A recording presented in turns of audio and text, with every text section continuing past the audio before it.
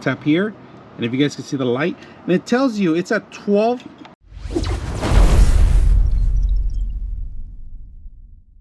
Today we're gonna get a SigmaProbe. Now this is perfect for those that work in the electrical industry or have any kind of issues with your car battery or any other battery or any connection. You can test this. This is a little tester that we're gonna take a look at it, and we're gonna test it on our car, see how much voltage we have on our current battery. So anytime you go below 10, it's time to replace a battery. You know, it starts faulting there. It has to be higher than 10. So let's go ahead and test it out. So let's open it up and see what you get.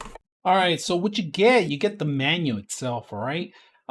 It's not necessary unless you're not familiar with how to use this thing, right? Now, if you guys notice, there is already a probe here. If you guys go see it, it's a little, this is for the actual negative part, and then the other one is for the actual positive, right? So you need a ground and a positive. And then if you guys can see the unit itself, now this part right here is really sharp right here. This is needle nose sharp pretty much, and they give you a little plastic so you could keep the cover and keep it to protect yourself. Now there is a power button in here that you'll have to hold down so you can actually read the actual meter in here, and at the same time the light bulb goes on. All right, everything comes into one unit. All right, so we're gonna take a look at it and see how well it works. So let's go ahead and test it out. All right, let's get a simple test if you guys can see it. You're gonna see the meter in here, and I'm gonna show you guys how many voltage it is. Now, right now we're running at 7.0 if you guys notice that, and the light bulb turns on if you guys can see that. So we're getting a read right now, as you can see. We don't want to drain the battery too much, but we're using just a regular battery so you can see how it's used. If you guys can see that, very simple to read. Digital tester, if you guys can see it. You do need a negative and positive connection. There is a light bulb, and this is to test out the battery and the voltage on it.